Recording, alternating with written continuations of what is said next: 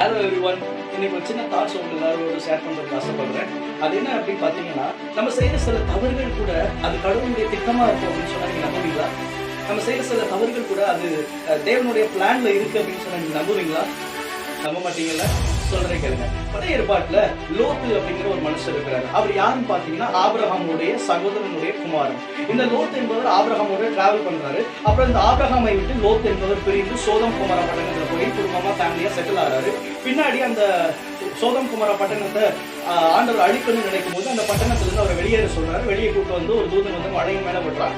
அப்புறம் அந்த மலையில இருந்து அவர் அந்த தேசத்துக்கு போய் செட்டில் ஆறாரு. அப்போ அந்த நேரத்துல பாத்தீங்கன்னா அந்த லோத்துடைய 2 குமாரத்தைகளும் தகப்பனோடு தவறுதலாய் நடந்து 2 குமாரர்கள் பிறக்கிறாங்க. இந்த 2 குமாரர்களும் 2 சந்ததியா மாறுறாங்க. அதுல ஒரு சந்ததி பாத்தீங்கன்னா மோவாப் அப்படிங்கிற ஒரு குமாரன் பிறக்கிறான். அவனுக்கு மோவாப்னு பேர் இருக்காங்க. அந்த மோவாப் என்பவன் பின்னாட்கள்ல ஒரு சந்ததியா மாறி ஒரு தேசமா மாறி மோவாபியர்கள் அப்படின்னு சொல்லி மாறுறான். இந்த மோவாபியர்கள் வந்து பழகி பெருகி இருக்கிறாங்க ஒரு இடத்துல. இன்னொன்னு பாத்தீங்கன்னா இன்னொரு ஜீனியாலஜி வருது. என்னன்னு பாத்தீங்கன்னா ஆபிரகாமுடைய சந்ததி. ஆபிரகாம், ஈசாக்கு, யாக்கோபு, யோசேப்பு, அவன் மூலமே அவனுடைய குமாரர்கள், இப்படியே ஒரு ஜீனியாலஜி டிராவல் ஆகுதுங்க. சோ இந்த ரெண்டும் வரும்போது 2 பேரலா டிராவல் ஆயிட்டு வருது. ஒரு இடத்துல சந்திக்குது. அது எங்க சந்திக்குதுன்னு பாத்தீங்க அப்படின்னா மோவாபியர்கள் இருந்து ஒரு பெண்மணி வருகிறார், ஒரு ஸ்திரீ வர்றா. யாருன்னு பாத்தீங்கன்னா ரூத். இந்த ரூத்த மோவாபியர்கள் தேசத்திலிருந்து மோவாபியர்களுடைய அந்த சந்ததியிலிருந்து ஆண்டவர் எடுத்து இங்க போவாஸ் அப்படிங்கிற ஒருத்தர் இருக்கிறாரு. இவர் ஆபிரகாமுடைய ஜீனியாலஜில டிராவல் ஆறாரு. இவர்கிட்ட மனைவியாக கொடுக்கிறாரு. கொடுத்த உடனே இந்த சந்ததி என்ன பண்றது அப்படின்னா அடுத்தால ஓபேத்தை பெற்றுக்கொள்றாங்க. அப்புறம் ஈசாய் வர்றாரு. ஈசாய்க்கு அப்புறம் தாவீது வர்றாரு, சாலமோன் வர்றாரு. இப்படியே போக போக இயேசு இந்த சந்ததியில வர்றாரு.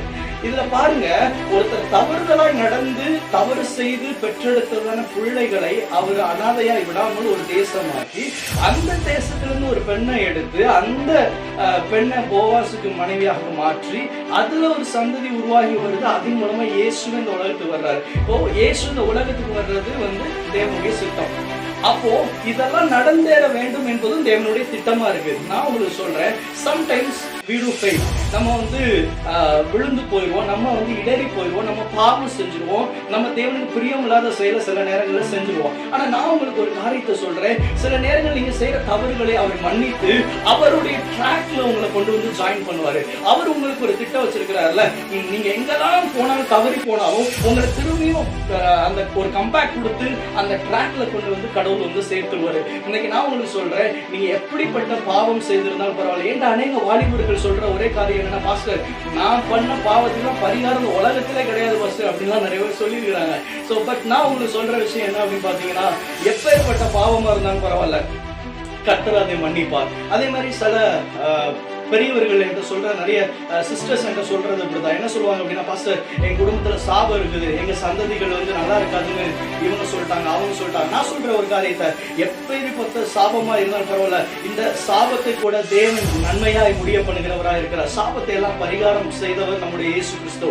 கிறிஸ்து நமக்காய் சாபமாகி இருக்கிறார். சோ அவர் சாபத்தை எல்லாம் மாற்றி நம்முடைய சந்ததிகளை ஆசீர்வதிப்பார். இன்னைக்கு ஒருவேளை உங்களுக்கு பிரைட் ஃபியூச்சர் வேணும்னு நினைச்சீங்கன்னா, நான் சொல்றேன், உங்க பாவங்களை நினைச்சு பார்க்காதீங்க. Don't think about your past life, just forgive and forget. அவ்வளவுதான் நான் சொல்லுவேன். மன்னிங்க, மறந்துடுங்க, எதா இருந்தாலும் பரவாயில்ல. சோ மறந்துட்டு நீங்க உங்களுடைய லைஃப்ல நீங்க டிராவல் பண்ணுங்க. God உங்களுக்கு ஒரு பெரிய ஃபியூச்சர் வச்சிருக்கிறாரு. so he will reveal his future in the time. அந்த நேரத்துல உங்களுக்கு அதை ரிவீல் பண்ணுவாரு. அவர் என்ன டைம் உங்களுக்கு ஃபிக்ஸ் பண்ணி வச்சிருக்கிறாரோ அந்த நேரத்துல எல்லாம் சரியாய் நடக்கும். Hallelujah. God bless you.